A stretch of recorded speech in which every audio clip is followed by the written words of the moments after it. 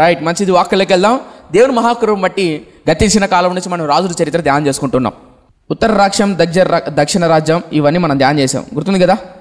రెహబాము, యెరోబాము గురించి ధ్యానం చేసామా?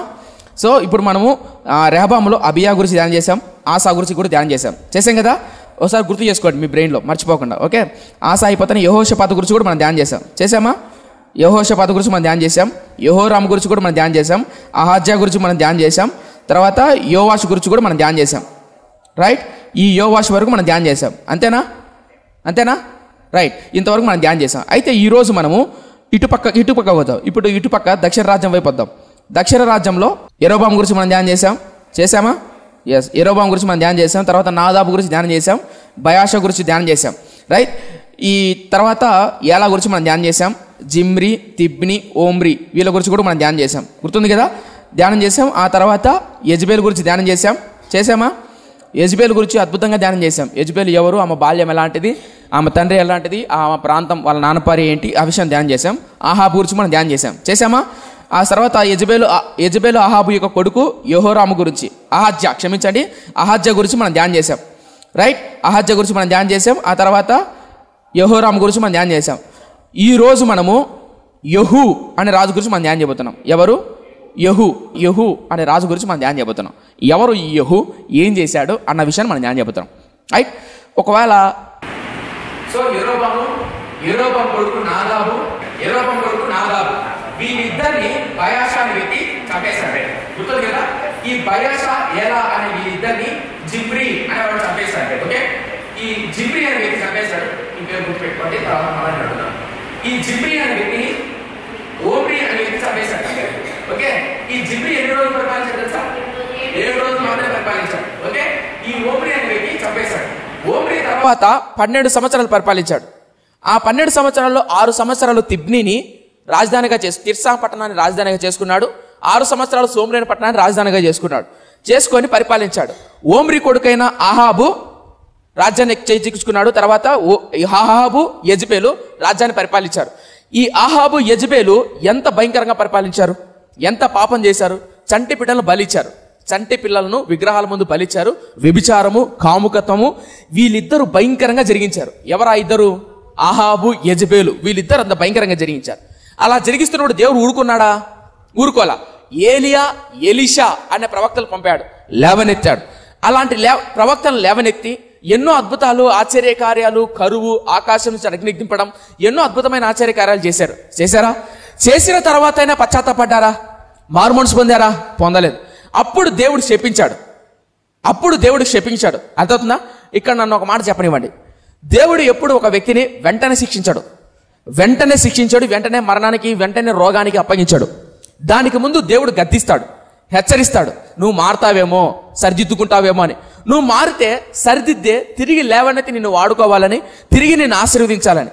అయితే చాలా మంది సరిదిద్దుకోరు, హెచ్చరికను, గద్దింపును స్వీకరించరు. కొంతమందికి గద్దింపు అంటే అసహ్యం. వీడేంది నాకు చెప్పేది, వీళ్ళేంది నాకు చెప్పేది అని గర్వం, అహం, అలాంటి మనస్తత్వం ఉండడం బట్టి మారు మనసు, రక్షణ లేకపోవడం ద్వారా మరింత శాపాన్ని కూడగట్టుకున్నారు. అప్పుడు ప్రవక్తల ద్వారా దేవుడు శపించాడు. అప్పుడు శపించిన తర్వాత మరణానికి దేవుడు అప్పగించాడు. అలా మరణానికి అప్పగించాడు. ఎదురు చూశాడు. వాళ్ళు మారు మనసు పొందలా, రక్షణ పొందలా, మారలా, పశ్చాత్తాపల్లా. వాళ్ళ ద్వారా అనేక మంది ప్రజలు నాశనం అవుతున్నారు. ఎవరి ద్వారా? యెజబేలు, అహాబు ద్వారా 10 గోత్రాల ప్రజలు నాశనం అయిపోతున్నారు.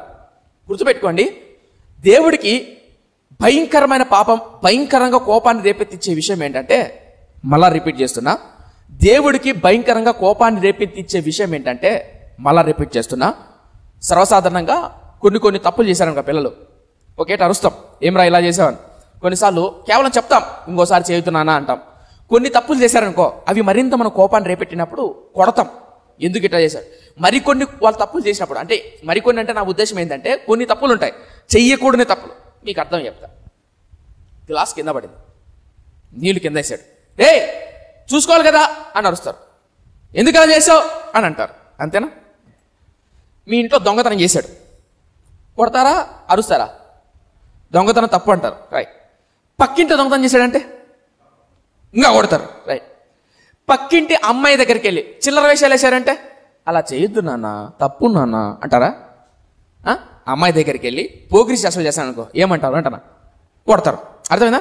ఇప్పుడు వాడు చేతిలో నుంచి గ్లాసు జారిపోయి కింద పడిన దానికి పక్కింటి అమ్మాయికి వెళ్ళి చిల్లర వేషాలు వేసేదానికి తేడా ఉందా లేదా? దానిలో ఉందా? దీనికి వచ్చిన కోపం వేరు, దానికి వచ్చే కోపం వేరు. ఒప్పుకుంటారా ఒప్పుకోరా? అలాగే బైబిల్ నేను ధ్యానం చేస్తున్నప్పుడు దేవుడు భక్తులను, పరిశుద్ధులను, రాజులను, ప్రవక్తలను కొన్నిసార్లు గద్దించేటప్పుడు, శిక్షించేటప్పుడు ఏ విషయాన్ని బట్టి ఎక్కువ కోపడతాడా అని నా ఆలోచన. పరిశుద్ధాత్మ దేవుడు నాకు ప్రేరేపణ పుట్టించాడు. అలా బైబిల్లో నేను అలా చూస్తున్నప్పుడు ఎక్కువ కోపాన్ని పుట్టించిన విషయాలు ఏంటంటే, దేవుడికి గుర్తుపెట్టి మళ్ళీ రిపీట్ చేస్తున్నా, ఎక్కువ కోపం పుట్టించిన విషయం ఏంటంటే ఒకడు తప్పు చేశాడు అనుకో, ఒకడు పాపం చేస్తున్నాడు అనుకో, వాడు నాశనం అయిపోతున్నా, వాడు నశించిపోతున్నాడు అనుకో, బాధపడతాడు, కాదంటంలే. కానీ నువ్వు చేస్తున్న తప్పును బట్టి, నువ్వు చేస్తున్న పాపాన్ని బట్టి నీ ద్వారా 10 మంది చెడిపోయారనుకో, నీ ద్వారా 10 మంది నాశనం అయ్యారనుకో, అది భయంకరమైన పాపంగా ఎంచుతాడు దేవుడు. మళ్ళీ చెప్తున్నా, నువ్వుగా నాశనం అవుతున్నావు, అర్థం చెప్తా. ఏదో బిల్డింగ్ నుంచి దూకుతున్నావో లేదంటే ఇంకోటి చేస్తున్నావు, నువ్వు నాశనం అయిపోయావు, అది వేరే విషయం. నీ ద్వారా 10 మందిని చంపుతావే, అమాయకులైన వ్యక్తులు 10 మందిని నాశనం చేస్తావే, 10 మందిని నరకానికి ఈడుస్తావే, అది భయంకరమైన పాపంగా ఎంచుతాడు దేవుడు. హోఫ్ని, ఫినెహాసు ఇద్దరున్నారు. వాళ్ళు వ్యభిచారం చేయడం ఒక లెక్క. ఎట్లానంటే ఇప్పుడు బయటికి వెళ్ళి ఎక్కడికో తప్పు చేయడం, ఎక్కడో పాపం చేయడం, వ్యభిచారం చేయడం, అమ్మోనియల్లో మోయాబు ప్రాంతానికి వెళ్ళి వ్యభిచారం చేయడం, అదొక విధానం. దేవుడి మందిరంలోనే ఉండి వ్యభిచారం చేస్తారనుకో, దేవుని మందిరానికి రాకోకుండా ప్రజలు అసహించుకుంటున్నారంట. ఎవరిని బట్టి? హోఫ్ని, ఫినెహాసుని బట్టి. అంటే వీళ్ళిద్దరిని బట్టి ప్రజలందరూ మందిరానికి రావడానికి అసహించుకుంటున్నారు. వీళ్ళిద్దరిని బట్టి ప్రజలు వెనుకబడిపోతున్నారు. నిన్ను బట్టి, నన్ను బట్టి ప్రజలు అసహించుకోకూడదు. నిన్ను బట్టి, నన్ను బట్టి దేవునికి దూరం అవ్వకూడదు. అలా దూరం అయ్యారనుకో, నిన్ను బట్టి, నన్ను బట్టి ప్రజలు దూరమైనా, శపింపబడ్డా వాళ్ళు దూరం అయ్యారనుకో, అది భయంకరమైన పాపంగా ఇంతటి దేవుడు. ఉదాహరణకు నేను అనుకుందాం, నాకు త్రాగుడు పిచ్చి, అమ్మాయిల పిచ్చి, సినిమాల పిచ్చి, ఆ పిచ్చి ఉంది. మందిరానికి వచ్చిన నేను 10 మంది అమాయకులైనటువంటి పిల్లలు ఉన్నారు. ఈ పిల్లలు నాతో పాటే అమ్మాయిలతోనూ సినిమాలకు, త్రాగుడుకు, వ్యసనానికి పిలుచుకెళ్ళాను అనుకో, వాళ్ళు చెడగొడుతున్నాను అనుకో, అది భయంకరమైన పాపంగా చూస్తారు. సరసాధారణంగా మా తమ్ముళ్ళు క్యాంప్స్కి వెళ్తాంటారు. క్యాంప్స్కి వెళ్ళినప్పుడు వాళ్ళలో తాగుడుబోతులు, అదేమంటారు, సిగరెట్ తాగేవాళ్ళు, రకరకాల అలవాట్లు కలిగిన వాళ్ళు ఉంటారు. ఉన్నప్పుడు వాళ్ళలో ఎవరో ఒక ఆయన అన్నాడు, కూర్చోని ఆయన చెప్పండి, మళ్ళీ రికార్డ్ అవుతుంది ఇలా, కూర్చో బ్రదర్ అన్నాడంట ఒక అబ్బాయిని. మా ఇద్దరు తమ్ముళ్ళు, ఒక వ్యక్తిని కూర్చో బ్రదర్ అన్నాడంట. అప్పుడు ఇంతలో వాళ్ళ ఓనర్ వచ్చాడు. మీరు తాగి సచ్చేవాళ్ళు ఎలా తాగి సావండి, కూర్చున్నారు, చుట్టూ కూర్చున్నారు. తాగేవాళ్ళు ఎలా కూర్చుంటారు? భోజనం కూర్చున్నట్టు వరుసకు కూర్చోరు. తాగేవాళ్ళు ఎప్పుడైనా వదిలేసారా? తాగేవాళ్ళు ఎలా కూర్చుంటారు? వరుసకు కూర్చోరు, రౌండ్ కూర్చొని మధ్యలో పెట్టుకుంటారు. అదే అన్ని పెట్టుకుంటారు. ఇప్పుడు కూర్చొని రా నువ్వు చెయ్యి అంటారు. నువ్వు తాగొద్దులేబ్బా, ఆ థమ్స్అప్, కోకోకోలా, పెప్సీ ఉంది, అది పోతాం తాగంటారు. నీళ్లు తాగు, పోనీ ఇది చిప్స్ తిను అంటారు. వీళ్ళు తాగుతా అంటే వీళ్ళు చిప్స్ తింటాడు. సరే, వాడు చిన్నగా చిప్స్ తింటాడు. ఒక రోజు కాకపోయినా, 2 రోజు కాకపోయినా, 3 రోజు కాకపోయినా, 4 రోజు కాకపోయినా, ఏదో రోజు నాకు ఒక సుఖపోయి అంటాడు. ఏంగా తాగబ్బా అంటాడు. నేనేం మాట్లాడుతున్నానంటే, అప్పుడు వాళ్ళ ఓనర్ వచ్చి ఒక మాట అన్నాడంట, ఊరే మీరు తాగి చెడిపోయేది ఎట్లా, జీవితాలు నాశనమే, మీరు తాగి సావండి. ఆ పిల్లలు ఎందుకు చెడగొడతారు? అర్థం కాలేదా? నేనేం మాట్లాడుతున్నానంటే, బైబిల్లో దేవుడికి ఎక్కువ కోపాన్ని పుట్టించేది ఏంటంటే, నువ్వు నాశనం అయితే అయినావు, నీ ద్వారా 10 మంది నాశనం అయ్యారనుకో, నీ ద్వారా 10 మంది సంఘంలో ఉన్న బిడ్డలు ఉద్యమంలో చల్లారించబడ్డారనుకో, నీ ద్వారా సంఘంలో ఉన్న అన్యం పుణ్యం మెరుగినటువంటి బిడ్డలు పాపానికి లోనవుతున్నారు అనుకో, నీ ద్వారా, నువ్వు వేసుకున్న బట్టల ద్వారా, నీ మాట తీరు ద్వారా, నీ నడక ద్వారా, నీ ప్రవర్తన ద్వారా, నీ శరీరం ద్వారా 10 మందిని నువ్వు శోధించే విధంగా ప్రయత్నిస్తున్నావు అనుకో, అది భయంకరమైన పాపంగా ఎంచుతాడు దేవుడు. కొంతమంది బట్టలు కట్టేటప్పుడు పక్క వాళ్ళను శోధించాలా, పక్క వాళ్ళని ఏదో టెంప్ట్ చేయాలనే ఉద్దేశంతో బట్టలు కడతారు. గుర్తుపెట్టుకో, అది దేవుడు భయంకరమైన పాపంగా ఎంచుతాడు. నువ్వు హుందాగా దేవుని బిడ్డగా కనపడడం తప్పు కాదు, అర్థం కలదా. కానీ 10 మందిని శోధించాలి, 10 మందిని పాపపు క్రియలో లాగాలని ప్రయత్నం చేస్తారు. అది దేవుని దృష్టిలో భయంకరమైన పాపం. అన్యం పుణ్యమరిగా కొంతమంది వస్తారు. సర్వసాధారణంగా శరీరం అన్నాక ప్రతి మనిషికి శరీరం ఉంటుంది. కానీ మనం చూసినప్పుడు, చూడకున్న విషయాలు చూసినప్పుడు, కావాల్సుకెళ్ళిన వాళ్ళు రకరకాల శోధింపబడుతున్నప్పుడు, శోధించే విధంగా బట్టలు ధరించినప్పుడు, పరిశుద్ధుడైన వ్యక్తి అయినా తల్లతో చూసినప్పుడు, ఏదో క్షణాన ఏదో కోణంలో అరే ఏంద్రై జీతం అనుకుంటాను కూడా, అది 2 సార్లు 3 సార్లు 4 సార్లు మాటికలా శోధిస్తాను అనుకో, నిన్ను భయంకరమైన పాపంగా ఎంచుతాడు దేవుడు. అర్థం కలదా? భయంకరమైన శిక్షగా ఎంచుతాడు. నేను ఎందుకు ఈ మాట పేనంటే, ఆహాబు, యెజెబెలు పాడవడం కాకుండా 850 మంది ప్రవక్తలను ఇశ్రాయేలు దేశంలోనికి తెచ్చిపెట్టి 10 గోత్రాల ప్రజలను చెడగొట్టింది. దేవుని సేవకులైన ప్రవక్తలను చంపించేసింది. ఎవరు? యెజెబెలు, ఆహాబు. దేవుడు హెచ్చరించలేదా? హెచ్చరించాడు. ప్రవక్తల ద్వారా గద్దించలేదా? గద్దించాడు. మళ్ళీ చెప్తున్నా, మన ద్వారా 10 మంది పాడైపోయారనుకో, నా జీవితం ఎప్పుడు ఇలా ప్రార్థన చేస్తా. లిటరల్లీ చెప్తున్నా, నిజం చెప్తున్నా. నా బాల్యం, నా గతం నాకు తెలుసు కాబట్టి నన్ను చాలామంది ఇలా అనేవాళ్ళు. శపితం, అసహ్యం, హేయమైనది జీవితం అన్నప్పుడు నేను బాధపడేవాడిని. అఫ్కోర్స్ అప్పుడు బాధ. తర్వాత దేవుని నమ్ముకున్న తర్వాత నా ప్రార్థన ఎప్పుడు ఒకటే, అయ్యా అసహ్యమైన నా జీవితాన్ని, హేయమైన నా జీవితాన్ని, పాపిష్టికరమైన శపితమైన నా జీవితాన్ని 10 మందికి మాదిరికరంగా మార్చే కృప నాకి. నా శరీరాన్ని, నా కడుపును మార్చుకొనైనా 10 మందిని పోషించగలిగే కృప నాకి అని ప్రభువుని నేను ఎప్పుడు ప్రార్థన చేస్తా. యెహెజ్కేలు గ్రంథంలో ప్రవక్తల ద్వారా దేవుడు ఒక మాట చెప్తాడు. గొర్రె చర్మం వేసుకొని కొంతమంది గొర్రె మాంసాన్ని తింటారు అని ఉంది. గొర్రె మాంసాన్ని తింటారు, గొర్రె మాంసాన్ని తినేసి దాని చర్మాన్ని కప్పుకుంటారని ఉంది. నేనేమని ప్రార్థన చేస్తుంది తెలుసా? లిటరల్లీ చెప్తున్నా, బలిపీఠం మొదటిని, అయ్యా వీలైతే సంఘానికి నా శరీరాన్ని కోసిచ్చి నా చర్మానికి వారి కప్పి వారిని సంరక్షించే కృపను, ఆ భాగ్యాన్ని నాకు ఈ ప్రభువా అని ఏడుస్తూ ప్రార్థన చేసిన రోజులు చాలా ఉన్నాయి. అర్థమైందా? నా కడుపు మార్చుకొని నా శరీరాన్ని, నా గతాన్ని, నా భవిష్యత్తును అంతాను నా సంఘానికి ఇచ్చి నాకిచ్చిన నా చర్మాన్ని వారికి కప్పి నులివెచ్చని రెక్కల చాటున కాచి కాపాడే కృప నాకి అయ్యా. ఆ విధంగా నన్ను నిస్వార్థమైన పరిచారకుడిగా, సేవకుడిగా నన్ను మార్చయ్యా అని ప్రార్థన చేసిన రోజులు బోలెడని రోజులు ఉన్నాయి. నేను ఎందుకు మాడుతున్నా అంటే, నా ద్వారా 10 మంది చెడిపోకూడదు ప్రభువా, నా ద్వారా 10 మంది బాగుపడాలా.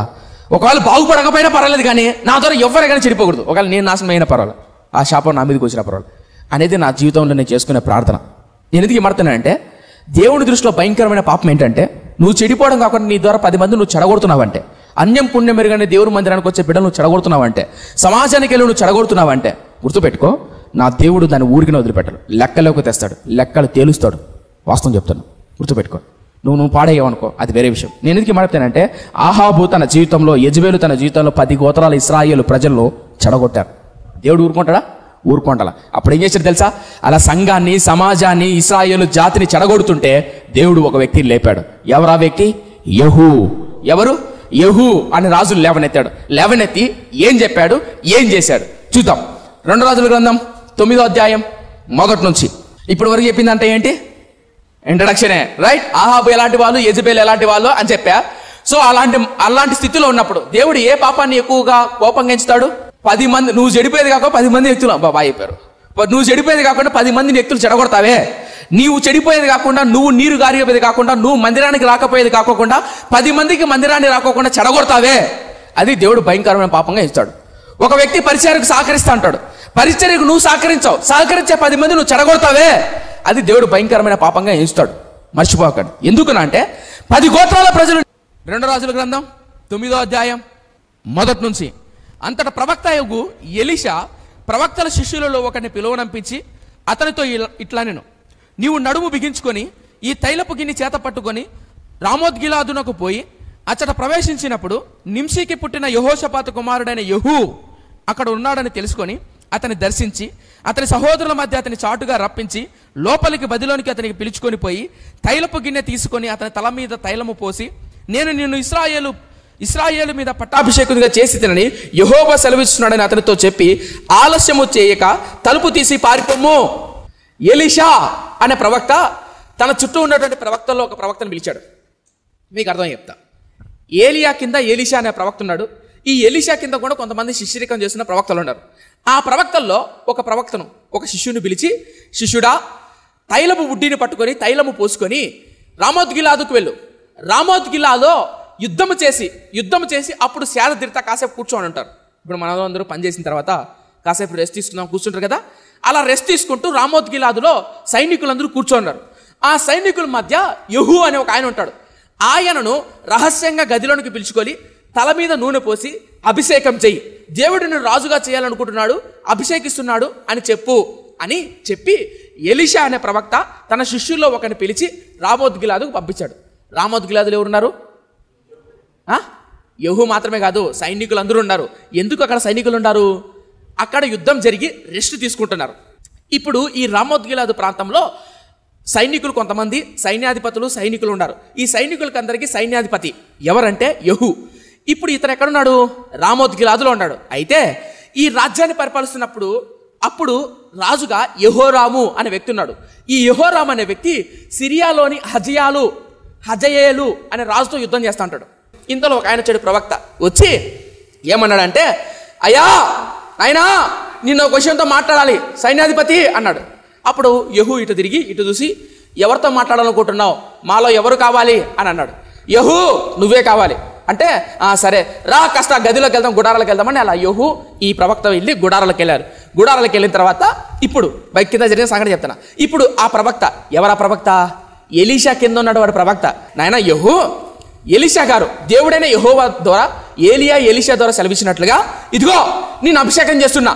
దేనికి? రాజుగా. నువ్వు చేయాల్సిన పనులు ఇవి. అది ఎక్కడ? గుడారంలో రహస్యంగా, అందరి ఎదుట కాదు, ఎక్కడ?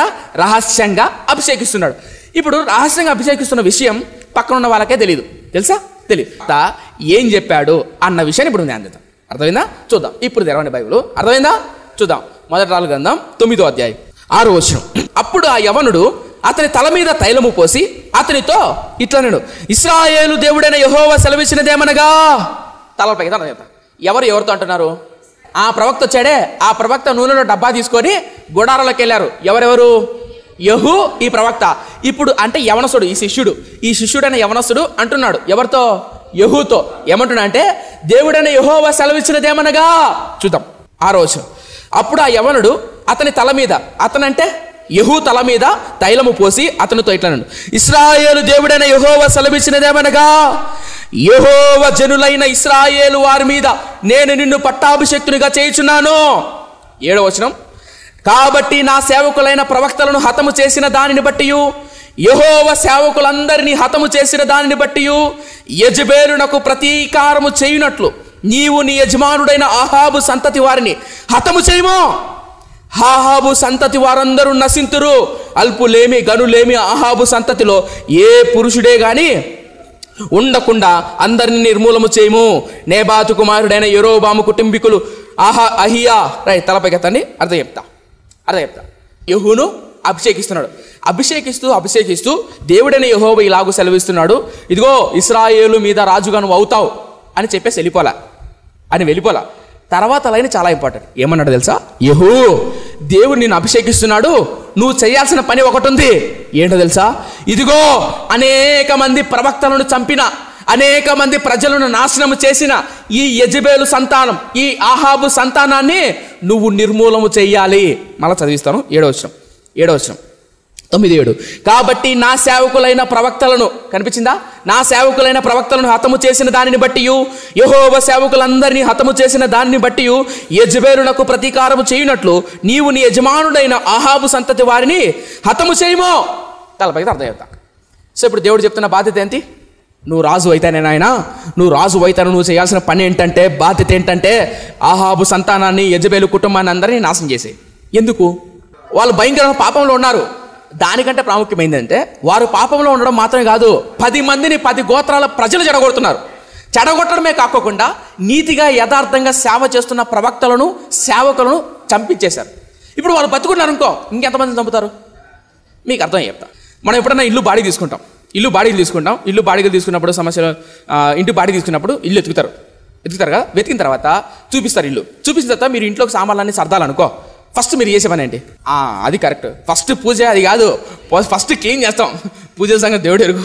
ఫస్ట్ క్లీన్ చేయాలి, అవునా? ఫస్ట్ మీరు ఎంటర్ అవుతానే కనీసం ఉంటుంది కదా, దుమ్ము ధూళి బూజు అంతా. దాన్ని ఏం చేస్తారు? క్లీన్ చేస్తారు. క్లీన్ చేసి తర్వాత మీరు చేయాల్సిన కార్యక్రమం కానీ పాలో పొంగనాలో ఏదో ఉరకబెడతారు, పొంగబెడతారు అనుకుందాం. అయిన తర్వాత అన్ని సామాన్లను సర్ది శుభ్రంగా కూర్చోడు, అంతేనా? రాజ్యంలోనికి రాజు అవుతున్న ఈయన రాజ్యంలో అప్పుడు దుమ్ము ధూళి పాపము వ్యభిచారము కాముకత్వము జారత్వం పెట్టయిపోతున్న రాజ్యాన్ని శుభ్రపరచుకోవద్దా? మీకు అర్థం చెప్తా. యెహోషాపాతు తాను రాజు అయితేనే తన రాజ్యాన్ని బలపరుచుకున్నాడు. తన కుటుంబంలో తన సంఘంలో అపవిత్రత ఉంటే, ఒక నిజమైన సేవకుడు, ఒక నిజమైన కాపరి, ఒక నిజమైన తల్లి, ఒక నిజమైన తండ్రి తన కుటుంబంలో ఏదైనా లోపం జరుగుతానే దాన్ని వెంటనే సరిదిద్దుకునే ప్రయత్నం చేస్తాడు. మీరు ఎప్పుడైనా కావాలని ప్రయత్నం చేయండి. మూలల్లో బూజు పడుతుంది. బూజు పడదా? మా ఇంట్లో అస్సలు పడదన్నా అంటారా? పడతా కదా. మాదంతా హై టెక్నాలజీ అంటారా? ఏ ఇంట్లో అయినా బూజు పడుతుంది. నువ్వు కోటీశ్వరుడు అయినా బూజు అనేది ఉంటుంది. మీ ఇంట్లో ఉండదా? ఉంటుంది. నేనేంటున్నా అంటే, బూజు తుడిచేటప్పుడు ఆ బూజు మీద పురుగులు ఉంటాయి. చూసారా? రైట్. మీరు బూజును మాత్రమే దురిపి పురుగులు మాత్రం అలాగే పెట్టారనుకో, ఏమవుతుంది? మళ్ళీ బూజు పడుతుంది. ఒప్పుకుంటారా? ఇప్పుడు బూజు పుట్టకుండా అంటే ఏం చేయాలి? పురుగును చంపాలి. అర్థమవుతుందా? గుర్తుపెట్టుకోండి.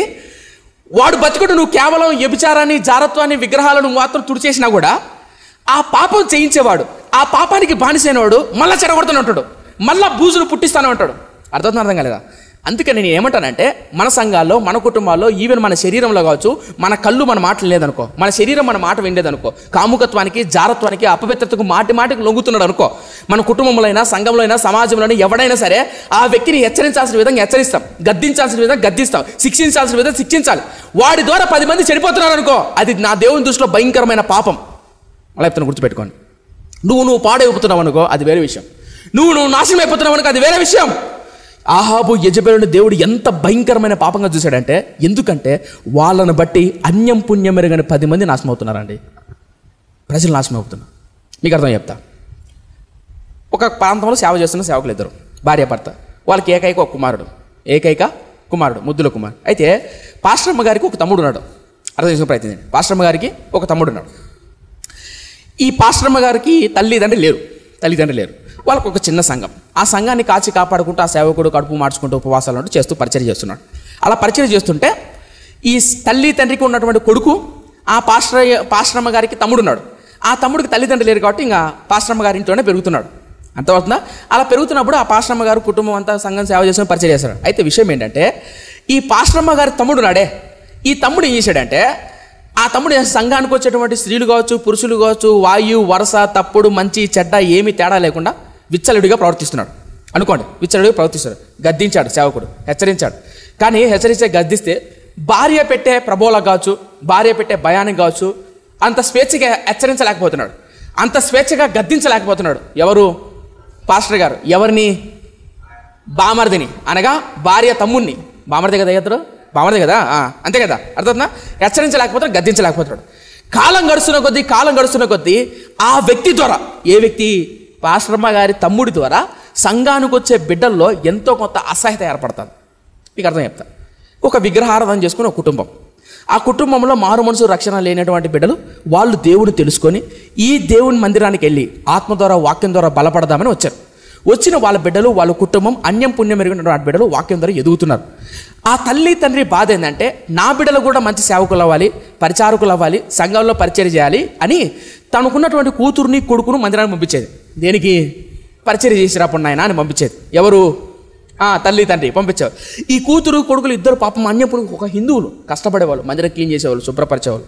అయితే ఒళ్ళు కొవ్వెక్కి మదమెక్కినటువంటి ఆ కుర్రవాడు, ఆ యవ్వనస్తుడు వచ్చి వాళ్ళతో ఇచ్చలుడిగా ప్రవర్తించడం, అల్లరి చిల్లరగా బిహేవ్ చేయడం, కోతి శాస్త్రాలు చేయడం, పిల్ల శాస్త్రాలు చేడుతున్నాడు. మీకు ఏమైనా అర్థం కదా? అలా చేస్తున్నటువంటి ఆ తమ్ముడిని చూసి, లేదా ఆ మామను చూసి, పాస్టరయ్య కొడుకున్నాడే ఒక్కడు, ఆ ఒక్కడు కొడుకు చూసి, ఏమ్రా ఇలా చేస్తున్నావు మామ, ఎందుకు నువ్వు ఇలా చేస్తున్నావు అంటే వాడు తిరగబడి కొట్టాడు. కొట్టిందంతా ఇంటికి వెళ్ళి తల్లిని అన్నాడు, ఏమ్మా నీకు బుద్ధి ఉందా లేదా? కనీసం నీ తమ్ముడు ఇలా చేస్తుంటే నీకు ఇంగిత జ్ఞానం ఉందా లేదా? వాళ్ళు ఇలా తిరుగుతుంటే సంఘానికి దేవుడు నమ్మనికి అవమానం కదా, తప్పు కదా అని అన్నదంట. ఎవరు? కొడుకు. అప్పుడు తల్లి ఏమనాలి? అణుచుకోవాలా? తప్పే, వాస్తవమే నువ్వు చెప్పింది అనాలా? తల్లి ఏమనిందంటే, ఎరా నా కడుపును పుట్టు నువ్వు నన్నే అంటావా అని తల్లి. నాకు తెలీదా ఎట చేసేది, ఏం చేసేది అన్నది. ఇప్పుడు చెప్పండి, ఇప్పుడు అబ్బాయి ఏమనగలుగుతాడు? మనం కడుతున్న బట్ట, తింటున్న తిండి, ఉంటున్న జీవితం దేవుడిచ్చింది. పరిచయలో దేవుడిచ్చిన సేవ జీవితం అది. ఇలాంటి సేవలోకి, ఇలాంటి జీవితంలోకి అన్యం పుణ్యం మెరుగిన దేవుని బిడ్డలు దేవుడు మనకు అప్పగిస్తే, వాళ్ళ విషయంలో మనం దుర్మార్గం చేస్తే తప్పించుకోగలమా? దేవుని విషయం తప్పించుకోగలుగుతామా? అందుకనే ఏలీ ఒక మాట తన కొడుకును చూసి, నాయనా మనుషుల విషయంలో తప్పు చేశారనుకో దేవుడికి క్షమిస్తాడేమో, మీరు దేవుని మందిరానికి వచ్చి దేవుని బిడ్డలతో ఇలా చేస్తే దేవుడికి క్షమిస్తాడా అని అంటాడు. నేనేం మాట్లాడుతున్నానంటే, గుర్తుపెట్టుకోండి, అవతల ఎంత పెద్ద వ్యక్తులైనా, ఎలాంటి వాళ్ళైనా గుర్తుపెట్టుకో, యువతలో ఉన్న వ్యక్తి చిన్నవాడైనా ఎవడైనా సరే తప్పుగా కట్టించారు. మీకు మాట చెప్పనా, ఆశ్చర్యమైన మాట చెప్పనా? యెజబెలు భయంకరమైందా కదా? యెజబెలు దెబ్బకు ఏలియా భయపడ్డా లేదా? భయపడి 40 రోజులు ప్రయాణం చేసి ఓరేపు ప్రాంతానికి వెళ్తాడు, సీనాయి పర్వతానికి వెళ్తాడు. గుర్తుందా లేదా మీకు? ఏలియా ప్రవక్తలను సైతం వణికిచ్చింది. ఎవరు? యెజబెలు. ఊహించుకోండి ఒకసారి. ఏలియా చనిపోయాడు, ఎలీషా బతుకున్నాడు, ఎలీషా వృద్ధాప్యానికి వచ్చాడు. ఇప్పుడు అప్పుడప్పుడు ఎదుగుతున్న యెహూ అన్న కుర్రవాడు వచ్చి అంతమందిని గజగజ వణికిచ్చిన యెజబెలును చంపడం సాధ్యమేనా? మీకు ఏమైనా అర్థం కాలేదా? ఇప్పటికీ ఎంతోమంది ప్రవక్తలను భయపెట్టింది, ప్రవక్తలను చంపింది, రాజ్యమంతా తన భర్తను అంతటిని గుప్పెట్లో పెట్టుకున్నది. అలాంటి యెజబెలును చంపడం, ఎదుర్కొనడం సాహసమే కదా. ధైర్యం కావాలి, బలం కావాలి. ఎవరికి? యెహూకు. అయినా ప్రభు తనలే, ప్రభువా యెజబెల్ నేనే ఎలా చంపమంటా ప్రభువా, నాకంటే పెద్దది ప్రభువా, నాకంటే ఇది ప్రభువా, ప్రవక్తలను చంపింది, ఏలియా ప్రవక్తనే విమర్శించింది, ఆమె దగ్గరికి నన్ను వెళ్ళమంటావా, ఇది నా వల్ల అవుతుందా అని అనలా యెహూ. ఏం చేశాడు తెలుసా? వెళ్ళాడు, కొడుకు అయినటువంటి యెహోరామును కుండలుగా నరికాడు. ఎవరు? యెహూ. నేను చెప్పాలనుకున్న పాయింట్ ఏంటంటే, ఎక్కడన్నా లోపం జరిగితే, ఎక్కడన్నా తప్పు జరిగితే అవతల వ్యక్తి ఎవరు ఏంటి అనేది కాదు ప్రాముఖ్యమైనది. తప్పును తప్పుగానే చూడాలి, తప్పును తప్పుగానే ఖండించాలి. దేవుడు నీకు ఇచ్చిన అధికారం అది, దేవుడు మనకి ఇచ్చినటువంటి అధికారం అది. నేనేం మాట్లాడుతున్నానంటే, ఆనాడు యెహూ అనే వ్యక్తి వయసులో చిన్నవాడా పెద్దవాడా? చిన్నవాడు. యెజబెలు కంటే చిన్నవాడు. మీరు నమ్ముతారు నమ్మరో, యెజబెలు కంటే చిన్నవాడు, ఎలీషా కంటే చిన్నవాడు. ఏలియా చనిపోయేటప్పటికి, ఏలియా చనిపోయాడో, ఏలియాను భయపెట్టింది, ఎలీషాను భయపెట్టింది, ప్రవక్తలు ఎంతో మందిని చంపింది. అలాంటి చంపినటువంటి యెజబెల్ను నువ్వు వెళ్ళి చంపు అంటే మీరు చేస్తారా? చేయలేం, భయపడతాం. కానీ యెహూ ఏమన్నాడు తెలుసా? నేను వెళ్తా. ధైర్యంగా వెళ్ళాడు. కొడుకైన యెహోరామును చంపాడు. చంపిన తర్వాత యెజబెల్ దగ్గరికి వెళ్తున్నాడు. యెజబెల్ దగ్గరికి వెళ్తుంటే, త్వరగా ముగిచేస్తున్నా, యెజబెల్ దగ్గరికి వెళ్తుంటే అప్పుడు యెజబెల్ ఎలా ఉందో చూపిస్తుంది చూడండి. ఒక మాట నాకు ఆశ్చర్యం కలిగించింది. 30వ వచనం. యెహూ యెజ్రెయేలు ఊరికి వచ్చిన సంగతి, అనగా యెహూ వచ్చిన సంగతి యెజబెలునకు వినపడెను గనుక ఆమె తన ముఖమునకు రంగు పూసుకొని శిరోభూషణములు ధరించుకొని కిటికీలో నుండి కనిపెట్టు చూచుచుండగా. మీకు ఏమైనా అర్థమైందా? కొడుకు ఎడ చచ్చాడు? తల్లి ఆడుంది. కొడుకుని చంపినవాడు వస్తుంటే ఈమెం చేసిందంట? ముఖమునకు రంగు పూసుకొని శిరోభూషణం గుచ్చుకొని కిటికీలో కూర్చొని కనిపెడుతూ ఉందంట. దేనికి? అదే ఏనికి? యెహూ వచ్చి ఏం చేద్దామని? చంపాలనే. చంపడానికి రంగు పూసుకోవడం ఎందుకన్నా? ఏ కాలంలో ఉన్నావన్నా నువ్వు? చంపడానికి రంగు పూసుకోవడం ఎందుకండి? కాదు. కాయింట్ ఏంటంటే, బైబిల్ పండితులు ఏమంటారంటే, యెజబెలు, నేను చెప్పే వాక్యం చెప్పాడు, యెజబెలు తన అందముతో, తన మాటకారితనంతో తన భర్త అయిన ఆహాబును లొంగ తీసుకునింది. అలాగే యెహూను కొంతమంది బైబిల్ పండితులు ఏమంటారంటే, రంగు పూసుకొని శిరోభూషణమును ధరించుకొని తనను ఆకర్షించాలని. ఎవరిని ఆకర్షించాలని? సామెత గ్రంథంలో ఒక మాట ఉంది. ఏంటో తెలుసా? కిటికీలో ఉండి రాడ్డంబడి. అప్పట్లో ఇజ్రాయేలులో చరిత్రలో ఒక సంఘటన ఉంటుంది. వేశ్యలు, వ్యభిచారులు ఎక్కడ ఉండేవాళ్ళంటే సర్వసాధారణంగా, నన్ను చూడండి అర్థం చెప్తా. కోట ఉంటుంది, కోట చుట్టూ కోట ఉంటుంది కదా. ఈ కోటలో, కోట ఒడ్డున, అంటే ఇప్పుడు ఈ కోట గోడ ఉంటుంది కదా, ప్రాకారపు గోడ, ఆ ప్రాకారపు గోడ దగ్గరగా ఇల్లు కొనుక్కునేవాళ్ళు. ఎవరు? వేశ్యలు. ఎందుకంటే ఆ కోట ఒడ్డున బాటసారులు వెళ్తారు కదా దారిలో, అలా వెళ్తున్నప్పుడు ఆ కిటికీ దగ్గర కూర్చొని సైకిల్ చేసేవాళ్ళు. ఇప్పుడు విజిల్ చేస్తారు కదా, ఇప్పుడు అమ్మాయిలు పోతాను అనుకో, విజయ్ చేస్తారు కదా, రాలేదు విజయలే ఎచ్చరాయరా, కోతి మాట్లాడా, బలి ఉండవు ఎత్తున్నావు అంటారు కదా. అనరా అయ్యా మాకేం తెలియదు అన్న, అమాయకంగా ఫేస్ పెట్టాకండి, తెలుసు కదా, అట్లా కోసి చేస్తారు కదా. ఇప్పుడు ఆ కిటికీలో కూర్చొని రంగు పూసుకొని శిరోభూషణం పెట్టుకుని ఎదురు ఉందేమో.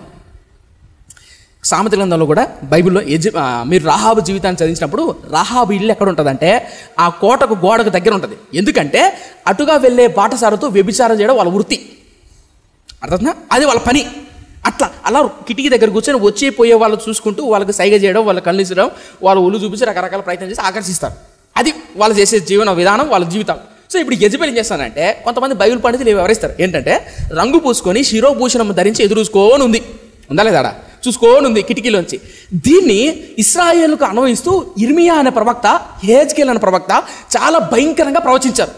ఎందుకంటే ఆనాడు వేశ్యలు చేసే పనులు అన్నట్టు. అలా వివరిస్తూ ఒక మాట అన్నాడు, చూపిస్తా, సమయం లేదు కానీ చూపిస్తా మీకు అర్థమైంది దానికోసం. ఇర్మియా గ్రంథం చూస్తాను చూడండి ఒకసారి. ఇర్మియా గ్రంథం 4వ అధ్యాయం 30వ వచనం. దోచుకొనబడిన దానా నీవేమి చేయదువు, ఇది చూడండి, రక్తవర్ణ వస్త్రములను కట్టుకొని సువర్ణ భూషణములు ధరించుకొని కాటుక చేత నీ కన్నులు పెద్దవి చేసుకొనుచున్నావే, నిన్ను నువ్వు అలంకరించుకొనుట వ్యర్థమే, నీ విట్టుకాండ్రు నిన్ను తృణీకరించెదరు, వారే నీ ప్రాణము తీయజూచుచున్నారు. తలపైకి ధర చెప్తా. ప్రవక్త ద్వారా ఏం చెప్తున్నాడంటే, రక్తవర్ణపు సువర్ణము కలిగిన వస్త్రాలు ధరించుకొని, అది ధరించుకొని కళ్ళు పెద్దవి చేసి కాటుకలు పెట్టి, కాటుకలు తెలుసు కదా, తెలీదా? తెలుసు కదా, రైట్, మంచి తెలుసు. ఈ కాటుకలు పెట్టుకొని ఇటు కాండ్రను ఆకర్షించాలని ప్రయత్నం చేస్తున్నావు కదా, నువ్వు ఒళ్ళు చూపించి, నీ శరీరాన్ని చూపించి, నీ అందాన్ని చూపించి ఆకర్షించాలనుకుంటున్నావు కదా. అలా నువ్వు ఆకర్షించే ప్రయత్నంలో వాడు ఆకర్షింపబడడు, వాడు తిరుగుబడతాడు నీ మీద అని ఇర్మియా ప్రవక్త యెరూషలేము యూదా జాతిని గురించి వర్ణిస్తున్నాడు.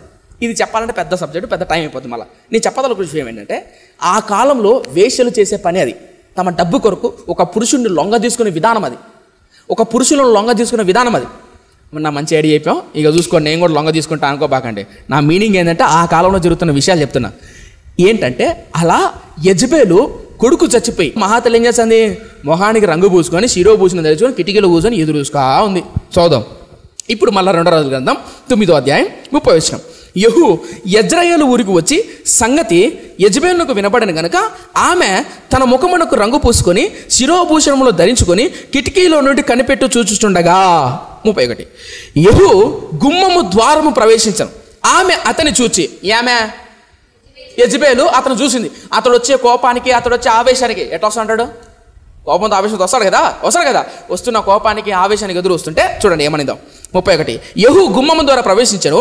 ఆమె అంటే యెజబెలు యెహూను చూచి, ఆమె అతని చూచి, నీ యజమానుని చంపినవాడా, జిమ్రీ వంటివాడా, నువ్వు సమాధానముగా వచ్చుచున్నావా అని అడిగాను.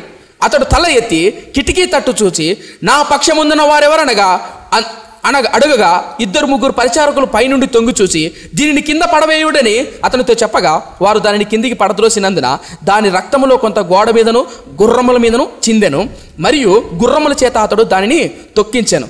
రైట్, తలపై అర్థం పైన ఉంది మహాతల్లి, ఎవరు యెజబెలు. అలా గుర్రంలోంచి కిటికీలోంచి ఎదురు చూసుకోండి, బుర్ర పెట్టి కొంచెమని ఆలోచించండి. కొడుకు చచ్చిపోతే మొహానికి రంగు పూసుకొని శిరోభూషణం పూసుకొని ఎవరన్నా ఉంటారా? కొడుకు చచ్చిపోయాడండి, ఉంటారన్నా? ఏమో మనసు ఎలాంటిది, కూర్చొని కిటికీలో ఎదురు చూసుకోండి. ఎవరి కోసం? యెహూ కోసం అవసరం. యెహూని చూసి, యెహూ జిమ్రీ వంటి వాడా, సమాధానం వచ్చుచున్నావా అని ఉంది కదా. అక్కడ ఆమె వాడుతున్న పదం ఏంటంటే, జిమ్రీకి సమాధానం ఉన్నదా? జిమ్రీ అనేవాడు ఏమయ్యాడు తెలుసు కదా, యజమానుని చంపి నువ్వు అలా అవుతావురా అని చెప్పిస్తుంది. అది కొన్ని గ్రంథాల్లో ఉన్నటువంటి వివరణ. అర్థమైందా? ఇక్కడ ఏముంది, జిమ్రీ వంటి వాడా సమాధానం వచ్చుచున్నావా అని. వాస్తవానికి కొన్ని గ్రంథాలు ఏముంటుందంటే, అంటే తర్జుమా ట్రాన్స్లేషన్ చేసేటప్పుడు ఏమంటారంటే, దాన్ని తర్జుమా చేసేటప్పుడు జిమ్రీకి సమాధానం ఉన్నదా. జిమ్రీ ఎట్లా చచ్చిపోయాడు చెప్పండి? తన్ను తాను మంట పెట్టుకుని త్రిస్సా అనే పట్టణంలో ఆత్మహత్య చేసుకొని చచ్చిపోయాడు. ఎందుకు చచ్చిపోయాడు? ఓమ్రీ అనేవాడు వస్తున్నాడని. అంటే ఇప్పుడు యెజబెలు ఏం చెప్తుందంటే, ఒరే నాయన యెహూ, నీకెంత గర్వం రా, ఎంత అహంకారం రా, యజమానురాలైన యెజబెలు మీద తిరగబడతావా? యజమానుడైన యెహోరాము రాజు మీద తిరగబడతావా? ఆనాడు బయాషా కుటుంబం మీద ఏలా కుటుంబాన్ని చంపినటువంటి జిమ్రీ ఏమాయరా? 7 రోజుల్లో చచ్చిపోయాడా? సమాధానం ఏమైనా ఉన్నాడా? వాడు అగ్గి పెట్టుకుని చచ్చిపోయాడు. నువ్వు అలాగే చస్తావురా అని చెప్పించింది ఎవరు? యెజబెలు. అలా దాని అర్థం అది. జిమ్రీ వంటి వాడు అంటే దాని అర్థం ఏంటంటే, జిమ్రీ అనేవాడు ఇలా చేశాడు. ఎలా చేశాడు? తన యజమానుడైన బయాషా ఏలా వంశాన్ని చంపేసి 7 రోజులు మాత్రమే పరిపాలించాడు. పోనీ సమాధానం ఏమన్నాడా? లేదు. భయంతో చచ్చిపోయాడు. అలాగే నువ్వు చస్తావురా అని అంటుంది ఎవరు? మహాతల్లి. ఆమె చేసే తప్పు మళ్ళీ ఈయన చెప్పిస్తాను. మనడు ఊరుకున్నాడా? పైన ఎవరక్కడ అన్నాడు. అక్కడ 3-4 ఉన్నారు. తొయ్యండి దాన్ని కిందికి అన్నాడు. ఎక్కడన్నా నాకండి 2 అంతస్తుల మీద 3 అంతస్తుల మీద కిటికీ దగ్గర ఉంది కదా, అక్కడ నుంచి తనితే కింద పడింది. కింద పడితే ఆ 3 అంతస్తుల మీద అంతకన్నా పైనుంచి కింద పడితే ఆమె కింద పడినప్పుడు ఆమె రక్తం గోడల మీద గుర్రముల మీద పడ్డది. పడ్డం మాత్రం కాకుండా యెహూ ఏం చేశాడంటే గుర్రాల చేత తొక్కించాడు. గుర్రాలు తొక్కినాయనుకో ఎలా ఉంటుంది? నన్ను ఎప్పుడు తొక్కలేదంటారా? తొక్కినాయనుకో రక్తం కక్కుని బయటకు వచ్చి ఎలా ఉంటుంది? సరే, అలా తొక్కించిన తర్వాత లోపలికి వెళ్ళి భోంచేశాడు. ఎవరు? యెహూ. అప్పుడు యెహూ ఏమంటాడంటే, ముగిచేస్తున్నా, సమయం లేదు కాబట్టి అందుకని త్వరగా ముగిచేస్తున్నా. నిజం చెప్పనా, లిటరల్లీ చెప్తున్నా, ప్రవక్తలు యెహూ అనే ప్రవక్త గురించి ఓషియా అనే ప్రవక్త ప్రవచిస్తాడు. యెహెజ్కేలు అనే ప్రవక్త యెజబెలు తన అలా అలంకరించుకోవడానికి కారణం ఏంటి అనే విషయాలు వివరిస్తాడు. చాలా ఉంటాయి, కానీ చెప్పడానికి సమయం లేదు కాబట్టి త్వరగా ముగించాలి కాబట్టి రాజు చేతులు కొంచెం ముందుగా స్పీడ్గా వెళ్తున్నా. సో ముందుకు చెప్పేస్తున్నా. ఏంటి కారణం ఏంటంటే, అప్పుడు ఇంటికి వెళ్ళి ఇంకా లోపలికి వెళ్ళి భోంచేస్తాడు. ఎవరు? యెహూ. ఇప్పుడు గుర్రాన్నితో తొక్కించాడు, పైనుంచి కింద తోయించాడు, గుర్రాలతో తొక్కించేసి లోపలికి వెళ్ళి భోంచేస్తున్నాడు. భోంచేస్తూ పక్కన ఉన్న పనివారితో అంటున్నాడు, ఆమె ఎలాగూ రాజకుమార్తె కదా, రాజకుమార్తెకు సర్వసాధారణంగా భూ సంస్కారం కార్యాలు చేయాల్సి ఉంటుంది, పాతి పెట్టాల్సిన విషయాలు ఉంటాయి, సమాధి కార్యక్రమాలు చేయాల్సి ఉంటాయి, ఆమెకు చేయాల్సిన కార్యక్రమం వెళ్ళి చేయండి అన్నాడు. ఎవరు? యెహూ.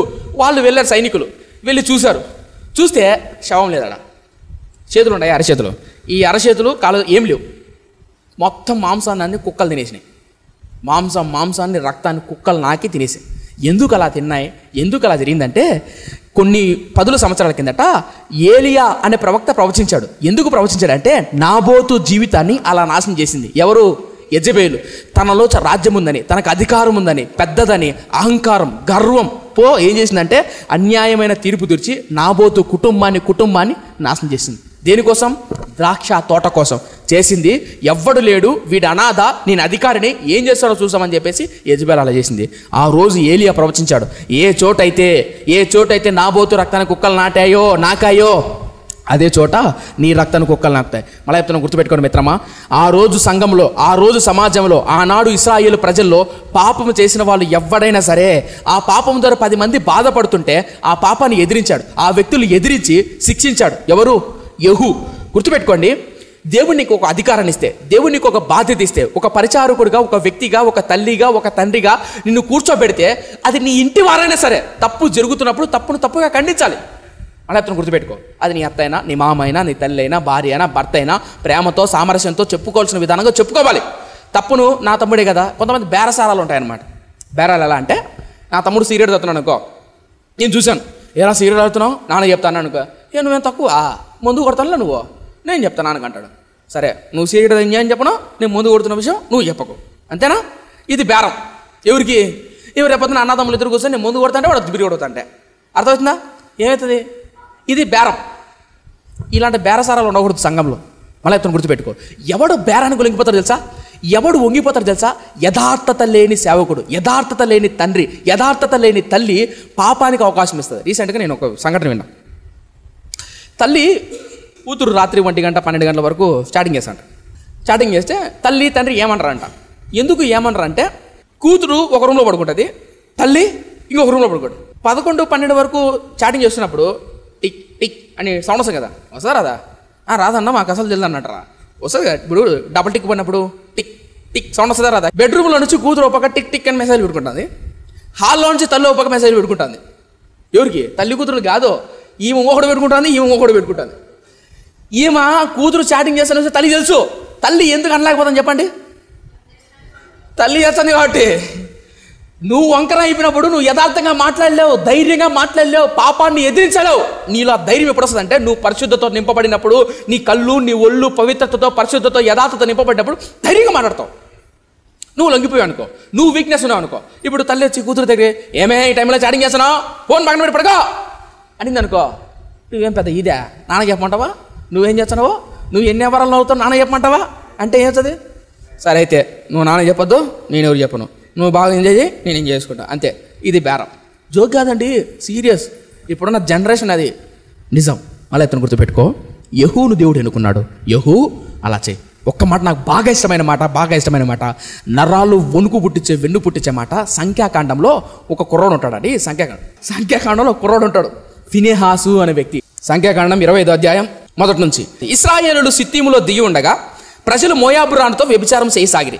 ఆ స్త్రీలు తమ దేవతలకు బలులు ప్రజలను పిలువగా వీరు భోజనం చేసి వారి దేవతలకు నమస్కరించిరి. అట్లా ఇశ్రాయేలు బయల్ఫోరుతో కలుసుకొనినందున వారి మీద యెహోవా కోపము రగులుకొనెను. అప్పుడు యెహోవా మోషేతో ఇట్లనెను, నీవు ప్రజలను అధిపతులందరినీ తోడుకొని యెహోవా సన్నిధికి సూర్యునికి ఎదురుగా వారిని ఉరితీయము.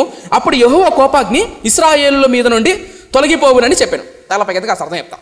ప్రజలు అలా ఐగుప్తు నుంచి నడుచుకుంటూ వస్తుంటే మోయాబు లాండ్లు అనేటువంటి స్త్రీలు కొంతమంది వచ్చారు, పురుషులు కొంతమంది వచ్చి, అయ్యా ఇశ్రాయేల్ ప్రజలారా, మా రాజ్యంలో, మా దేశంలో పూజలు చేస్తాం, పునస్కారం చేస్తున్నాం, మీరు వచ్చి అట్లా కూర్చొని, అట్లా ఉండేసి, అట్లా వెళ్ళిపోండి అన్నారు. ఇంతకుముందు నేను చెప్పా దీని గురించి. వాళ్ళు పూజ చేసే విధానం వేరు. ఏంటంటే ఆ విగ్రహాల దగ్గర వ్యభిచారం చేస్తారు, నగ్నంగా వ్యభిచారం చేస్తారు.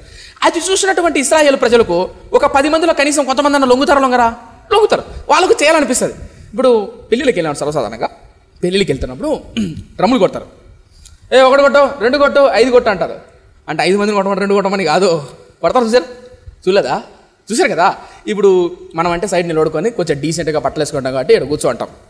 ఈ తాగిలో ఉంటారే 2 కొట్టు అంటారు. వాడు ఒంటి మీద బట్టలు ఉండేది తెలీదు, బట్టలు లేని తెలీదు, ఎగురుతుంటారు కదా. ఆ డ్రమ్ములు మధ్యలో కొడుతున్నా వాళ్ళు ఊగుతుంటారు, వాళ్ళు కొడుతుంటారు, ఎగురుతుంటారు అందరూ.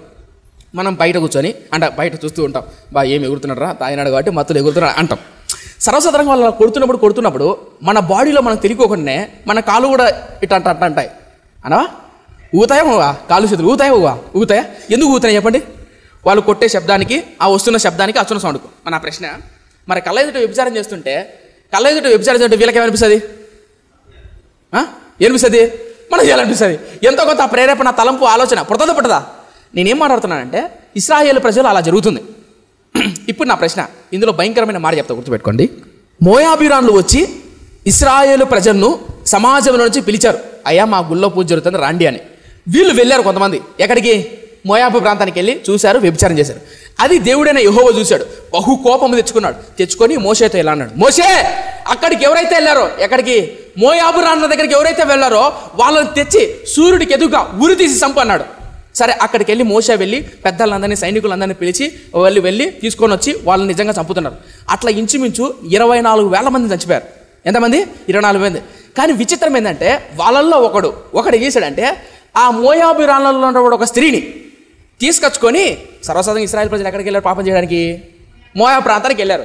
కానీ ఒకడేం చేశాడంటే, అలా మోయాబు ప్రాంతానికి వెళ్ళడం మాత్రం కాకుండా ఆ మోయాబీరాన్లో ఉన్నటువంటి ఒక స్త్రీని అక్కడ పాపం చేయడం మాత్రం కాకుండా ఆ అమ్మాయిని తీసుకొని వచ్చి ఇశ్రాయేలు సమాజం ఉందే ఆ సమాజపు గుడారంలో కూర్చొని పాపం చేస్తున్నాడు. అర్థమైందా? ఇప్పుడు మోసే పెద్దలందరూ ఎక్కడికి వెళ్ళారు? మోయాబులో వాళ్ళని చంపడానికి వెళ్ళారు. ఇశ్రాయేలు ప్రజలు ఇంత నీచమైన కార్యాలు చేస్తారా అని. ఇప్పుడు అది తెలుసుకున్నటువంటి సమాజకులందరూ వచ్చారు. ఎక్కడికి? మళ్ళీ తిరిగి వచ్చారు. ఎక్కడికి? ఇశ్రాయేల్ సమాజంలో. అలా వస్తానే ఈ సమాజంలో ఉన్నటువంటి ఒకడు ఆ మోయాబీరాన్లో ఉన్నటువంటి ఒక స్త్రీని తెచ్చుకొని తన గుడారంలో పాపం చేస్తున్నాడు. అలా పాపం చేస్తున్న విషయం అందరూ విన్నారు కానీ అందరూ సైలెంట్గా ఉన్నారు. కానీ ఒక్కడు మాత్రం ఎలా బిహేవ్ చూడండి. 25:6. ఇదిగో మోసే కన్నుల ఎదుటను ప్రత్యక్ష గుడారం యొక్క ద్వారమునొద్ద ఏడ్చుచుండిన ఇశ్రాయేలుల సర్వ సమాజం యొక్క కన్నుల ఎదుటకును ఇశ్రాయేలులో ఒకడు తన సహోదరుల యొద్దను, ఈ మాట చూడండి చాలా ఆశ్చర్యం అనిపిస్తుంది. ఇదిగో మోసే కన్నుల ఎదుటను ప్రత్యక్ష గుడారం యొక్క ద్వారమునొద్దను ఏడ్చుచుండిన ఇశ్రాయేలుల సర్వ సమాజం యొక్క కన్నుల ఎదుటను ఇశ్రాయేలులో ఒకడు తన సహోదరుల యొద్దకు ఒక మిద్యాను స్త్రీని తోడుకొని వచ్చాను. మీకు తలపై అర్థం చెప్తా. మోషే, పెద్దలు, పిల్లలు, ఇశ్రాయేలు ప్రజలు ప్రత్యక్ష గుడారం ఎదుట ఏం చేశారు? ఏడుస్తున్నారు. అయ్యో ఇలా జరిగిందే, అయ్యో ఎందుకు ఇలా జరిగారు అనుకుందాం.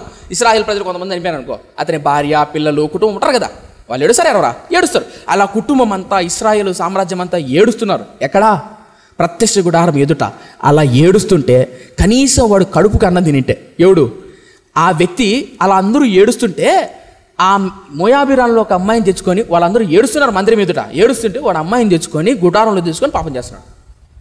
బయట ప్రజలు ఏం చేస్తున్నారు? ఏడుస్తున్నారు, బాధపడుతున్నారు. ప్రత్యక్ష గుడారంలో పెద్దలు, మోసేలందరూ. ఒకడేం చేస్తున్నాడు? పాపం చేస్తున్నాడు. మళ్ళీ అతను గుర్తుపెట్టుకోండి, ఒక సేవకుడు కష్టపడి కడుపు మార్చుకొని ఉపవాసాలు ఉండి తన సంఘాన్ని, తన పరిచర్ను కట్టుకుంటున్నప్పుడు దుష్టుడు, దుర్మార్గుడు, నిష్పక్షపాతమైన కఠినమైన హృదయంతో నీచమైన కార్యాలు చేస్తుంటే దేవుడు ఊరుకుంటాడా? బయట ప్రజలందరూ మోసే తన భార్యను వదిలిపెట్టాడు, తన జీవితాన్ని వదిలిపెట్టాడు, తన త్యాగం చేశాడు. మోసే నాయకులు 400 సంవత్సరాల బానిసత్వం నుంచి బయటకు వచ్చి కానాను దేశానికి వెళ్ళి అద్భుతమైన స్వతంత్రాన్ని సంపాదించుకోవాల్సిన పోయి ఒళ్ళు కొవ్వెక్కి మోయాబీరాలు తెచ్చుకొని గుడారంలో పాపం చేస్తున్నాడు. బయట ప్రజలు ఏడుస్తున్నారు. బిడ్డకు తల్లి లేక ఏడుస్తుంటే వీడు గుడారాలకు వెళ్ళి చేస్తున్నాడు. చెప్పండి. ఒక సేవకుడు కడుపు మార్చుకుంటాటే, సంఘంలో ఉన్న బిడ్డలు కడుపు మార్చుకుంటాటే, సేవకుల్లో ఉన్నటువంటి సేవకుని బిడ్డలు నీచమైన కార్యాలు చేస్తాడే, దేవుడు ఊరుకుంటాడు. నిజం చెప్తాను, మళ్ళీ చెప్తాను, గుర్తుపెట్టుకోండి. నీ ద్వారా 10 మంది చెంపిపడ్డారంటే, నీ ద్వారా 10 మంది నాశనం అవుతున్నారు అంటే, నా దేవుడు దాన్ని పొర్రపాటున, మళ్ళీ చెప్తున్నా, సేవకుడు చెప్తున్నా, పొర్రపాటున లెక్క చేయడు, దాన్ని తప్పకుండా శిక్షిస్తాడు. నువ్వు నాశనం అయ్యావనుకో, అది వేరే విషయం. నీ ద్వారా 10 మందిని నాశనం చేసావనుకో, వదిలిపెట్టాను నా దేవుడు. వాస్తవం చెప్తున్నా. ఎన్నో సంఘాలు నేను చూసా, డబ్బు మీదనో, అధికారం మీదనో, వ్యామోహం మీదనో, సంఘ పెద్ద మీదనో, అధికారం కోసనో సంఘాల్లో రాజకీయాలు చేసేవారు. డబ్బు వ్యామోహంతో, స్త్రీల వ్యామోహంలో ఎన్ని నీచమైన కార్యాలు ఓడికట్టేవాళ్ళు. అలా చెప్తున్నా, సంఘం ఆయన స్వార్థం ఇచ్చి సంపాదించుకున్న సంఘం. ఆనాడు మోయాబీరాళ్ళందరితో వ్యభిచారం చేసిన విషయం చంపబడింటే ప్రత్యక్ష గుడారం ఎదుట ప్రజలందరూ గొల్లున ఏడుస్తుంటే, కడుపు మార్చుకొని సేవ చేస్తుంటే, పరిచర్య చేస్తుంటే, భవిష్యత్తు నువ్వే దేవా అని పరిచర్య చేస్తుంటే, ఒళ్ళు కొవ్వెక్కి మరొక పరిచర్య నాశనం చేస్తుంటే, రహస్యమైన విచ్చలబడి కార్యాలు చేస్తుంటే దేవుడు ఊరుకుంటాడు? చెప్పండి. వాళ్ళ కడుపు కొత్త ఊరుకుంటాడు దేవుడు? ఊరుకుంటాడు. వాస్తవం చెప్తున్నా. నువ్వు బయట బయట చెత్త వేషాలు వేసిన, నువ్వు బయట ఇంకొకరితో ఎదవ వేషాలు వేసిన, అది వేరే విషయం. నువ్వు నాశనం అవుతున్నా, అది వేరే విషయం. సంఘం జోలికి వస్తే, మళ్ళీ చెప్తున్నా, సంఘం సేవకుంది కాదు, సంఘం సేవకుంది కాదు, దేవుడిది. ఆయన ప్రాణం ఇచ్చుకున్నాడు సంఘాన్ని, అవునా కదా? ఇప్పుడు సంఘం జోలికి వస్తే ఏం జరిగింది తెలుసా? అలా సమాజంలో అందరూ భయంకరంగా ఏడుస్తున్నారు. గుడారాలు ఎదుట బయట ఏడుస్తుంటే వీడు లోపలికి ఏం చేస్తున్నాడు? పాపం చేస్తున్నాడు. లోపలికి ఏం చేస్తున్నాడు? వాడి హృదయం ఎలాంటిదండి? వాడు కనిపించలేదా? ఒరే, బయట ప్రత్యక్ష గుడారం మీద అంతమంది గొల్లున ఏడుస్తుంటే వాడికి ఆ ఏడు వినపడలేదా? వాళ్ళ కడుపు కోత బాధ అనిపించలేదా? ఈరోజు ఎంతమంది దుర్మార్గులు అండి, ఓ పక్క ఏడుస్తుంటే తల్లి ఏడుస్తుంటుంది ప్రార్థన, నా బిడ్డను మార్చేయ, నా భర్తను మార్చేయ, తల్లి ఏడుస్తుంటుంది, నా బిడ్డలు మార్చేయ, తండ్రి ఏడుస్తుంటాడు. ఏడుస్తుంటే బిడ్డలు నీ చేసే నీచమైన కార్యాలు ఏంటండి? వాళ్ళ ఏడుపు కనపడదా వాళ్ళకు? వాళ్ళ కన్నీరు కనపడదా వాళ్ళకు? వారు కడుపు మార్చుకొని, తల్లి తండ్రి వాళ్ళ కడుపును మార్చుకొని, ఈరోజు నాకు లేకపోయినా పర్వాలేదు నా బిడ్డలు చదువుకోవాలనో కడుపు మార్చుకొని బిడ్డల చదువు కోసం దాచిపెడితే ఏడుస్తుంటే అది చూసి కూడా నిర్లక్ష్యంగా ఉంటే దేవుడు ఊరుకుంటాడా? ఎంతమంది కడుపులు కాలుస్తున్నావు తెలుసా? ఎంతమంది అండి. ఒక మాట చెప్తాను, తల్లిదండ్రి పాపం అమాయకులు, ప్రేమ కలిగిన వాళ్ళు, బిడ్డ ఏది అడిగితే అది ఇచ్చేవారు. నేను చదువుకుంటాను, నాకు అంత ఉద్యోగం వస్తుంది, ఈ పాపం తల్లిదండ్రులు తెలియదు. రీసెంట్గా ఒక అమ్మాయి ఏదో చదువు చదివింది, 60,000 వస్తుంది జీతం, ఇంకా జీతం రాలే, ఏం రాలే, ఇంకా ఉద్యోగం కూడా రాలే. 10th క్లాస్ అయిపోయి 2 ఏళ్ళు అయింది. ఏమైంది? 10th క్లాస్ అయిపోయి 2 ఏళ్ళు అయింది. 2 ఏళ్ళు అయింది అంతే. 10th క్లాస్ అయిపోయి 60,000 జీతం వస్తుంది, నాకు 70,000 జీతం వస్తుంది వాళ్ళు చెప్పుకునేది. పాపం వాళ్ళ తల్లిదండ్రులు చదువు లేని వాళ్ళు కదా, చదువు రాదు పాపం. నా బిడ్డ ఇంత సంపాదిస్తారు 10 మంది చెప్పుకుంటారు వాళ్ళు, నా బిడ్డకి 60,000 వస్తుందంట, 70,000 వస్తుందంట, లక్ష వస్తుందని. పాపం అమాయకులు, బంధువులు అందరికీ చెప్పుకుంటారు. వాస్తవానికి ఆ పాప డబ్బా కొడుకుంటాను, చెప్పుకుంటాను. అప్పుడు నాకు 60,000 వస్తుంది, 50,000 వస్తుంది చెప్తానే తల్లిదండ్రి ఒక 1000 రూపాయలు అడిగింది అనుకో, ఈ అమ్మాయి సరేరా, అరే నా బిడ్డకు 50,000 60,000 ఉద్యోగస్తురాలు రా, ఎందుకు నా బిడ్డకు కానీ ఇంతమ్మా ఇంకేమైనా తక్కువ వస్తే అడుగుమా అంటారా అది చెప్పుకుంటాను. కానీ తల్లిదండ్రులు తెలియని విషయం ఏంటంటే, ఎంటెక్లు బీటెక్ చదివిన వాళ్ళకి ఉద్యోగాలు రావట్లే, పానీపూరి బండ్లు వేసుకొని టీ కొట్లు పెట్టుకుని అమ్ముకుంటున్నారు. ఏమన్నా వీని కరెక్టేనా? 10th క్లాస్ అయిపోయి 2 ఏళ్ళు అవుతాను, నీకు 80,000 70,000 రామ్మని ఇచ్చారా? నేనేమంటానంటే, తల్లి తండ్రి తెలియదు అని చెప్పి మోసాలు చేసేవాళ్ళు, వాళ్ళని పీడ్చుకు తినేవాళ్ళు. వాళ్ళు అప్పు చేసి నా బిడ్డకు ఉద్యోగం వస్తుంది కదా అని అప్పు చేస్తారు. ఇంకా మా ఏమైనా కావాలో చెప్పమాట, బెంగళూరుకి వెళ్ళి కోచింగ్ చేయాలా, హైదరాబాద్కి వెళ్ళి కోచింగ్ చేయాలా, దుబాయ్కి వెళ్ళి కలకత్తాకి వెళ్ళి కోచింగ్లు చేయాలా అంటారు. పాపం నా బిడ్డ కోచింగ్ చేస్తాను చదువుకుంటుంది, ఉన్న ఆస్తి వాళ్ళ కడుపు మార్చుకొని ఉన్న కొంప గోడు అన్నీ అమ్మి పెడతారు.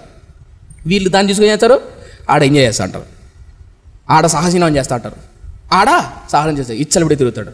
నా ప్రశ్న, అది ఒకరోజు తెలిసిన తర్వాత, ఒకరోజు అంతా అయిపోయిన తర్వాత, ఒక 5 ఏళ్ళ తర్వాత కానీ 4 ఏళ్ళ తర్వాత కానీ అంతా అయిపోయిన తర్వాత తల్లి తండ్రి తెలీదా? తెలుస్తుంది. ఇప్పుడు కొంప గోడు అమ్ముకొని తమకున్న బంగారు ఆస్తి అంతా అమ్ముకొని కొడుకు కూతురు పెట్టారు. ఇప్పుడు వాళ్ళు ఎక్కడ ఉండాలండి? వారు బాధ ఎరుగుకుంటారండి. వాళ్ళ ఏడుపు, వారి కడుపు కోత వినపడదా వీళ్ళకు? నా బాధ ఏంటంటే, ఈరోజు సంఘాల్లో ఒక సేవకుని యొక్క కష్టం విశ్వాసులకు తెలీదా? ఒక సేవకుని బాధ, ఒక సేవకుని కన్నీరు, సంఘంలో మా సేవకుడు ఎలా కష్టపడుతున్నాడు, ఎలా కడుపు మార్చుకోవడం తెలీదా? తెలుసా? తెలిసి కూడా సంఘంలో ఉన్న విశ్వాసులు ఇంత కన్నీరు గార్చి, ఇంత కష్టంతో, ఇంత సమర్పణతో మా సేవకుడు ఇలా కష్టపడి సేవ చేస్తున్నాడే, తన కడుపు మార్చుకుని తన కుటుంబంలో తీసి మాకు పరిచయం చేస్తున్నాడే, మా సంఘంలో మేము ఎలా ఉండాలి అని ఉండాల్సింది పోయి, మరింత ప్రార్థన చేసి సహకరించాల్సింది పోయి, సంఘంలో లోపల అసహ్యమైన నీచమైన కార్యాలు జరుగుతూ, కుట్రలు, పన్నాలు, కాముకత్వం, జారత్వం, అపవిత్రత, రాజకీయాలు, పెత్తనం చెలరేగిపోతుంటే ఎన్ని సంఘాలన్నీ విడిపోయినాయి. వాళ్ళ పాపం చదువు రాదు సేవకులకు, తెలిసిందల్లా ప్రార్థన చేయడం, ఉన్న వాక్యం చెప్పుకోవడం, లోపల ఏం జరుగుతుందో తెలియదు పాపం కొంతమంది సేవకులు. ఎందుకు? చదువు రాదు. అట్లా ఎంతమంది సేవకులు నాశనం చేసిన విశ్వాసులు ఉన్నారండి. దారుణం అండి. ఆనాడు మోషే సర్వ సమాజము ప్రత్యక్ష గుడారం మీదట ఏడుస్తుంటే, దుర్మార్గుడైన ఒకడు స్త్రీని చేసుకొని గుడారలో పాపం చేస్తున్నాడు. అలా పాపం చేస్తుంటే ఏం జరిగింది చూద్దాం. అది 25వ అధ్యాయం 6వ వచనం. ఇదిగో మోషే కన్నుల ఎదుటను ప్రత్యక్ష గుడారం ఎదుటను యొక్క ద్వారమునొద్ద ఏడ్చుచుండిన ఇశ్రాయేలు సర్వ సమాజం యొక్క కన్నుల ఎదుటకు ఇశ్రాయేలులో ఒకడు తన సహోదరుల యొద్దకు ఒక మిద్యాను స్త్రీని తోడుకొని వచ్చును. 7 యాజకుడైన అహరోను మనవడును, కనిపించిందా? యాజకుడైన అహరోను మనవడును ఎలియాజరు కుమారుడైన ఫినెహాసు అది చూచి ఏం చూశాడు? వాడు ఆ అమ్మాయిని తెచ్చుకోవడం, పాపం చేయడం చూశాడు. ఎవరు? ఫినెహాసు. చూసి ఏం చేశాడు అండి? 8వ వచనం. సమాజము నుండి లేచి ఈటెను చేత పట్టుకొని పడక చోటికి ఆ ఇశ్రాయేలుల వెంబడి వెళ్ళి ఆ ఇద్దరిని, అనగా ఆ ఇశ్రాయేలును ఆ స్త్రీని కడుపులో గుండా దూసుకొని పోవునట్లు పొడిచెను. అప్పుడు ఇశ్రాయేలులో నుండి తెగులు నిలిచిపోయాను. మీకు తలపై అర్థం చెప్తా. ఇశ్రాయేలు ప్రజలు, యోషేయు పెద్దలందరూ ఎక్కడున్నారు? ప్రత్యక్ష గుడారం ఎదుట ఏడుస్తున్నారు. సమాజం అంతా కలిసి ప్రత్యక్ష గుడారం ఎదుట ఏడుస్తున్నారు. ఒక్కడు మిద్యాను స్త్రీని ఒక ఆమెను తెచ్చుకుని గుడారంలో పాపం చేస్తున్నాడు. అది ఫినెహాసు అనే ఒక ఆయన చూశాడు. ఆయన ఎవరంటే అహరోను మనవడు ఎలియాజరు కొడుకు. అహరోను మనవడు ఎలియాజరు కొడుకు ఫినెహాసు.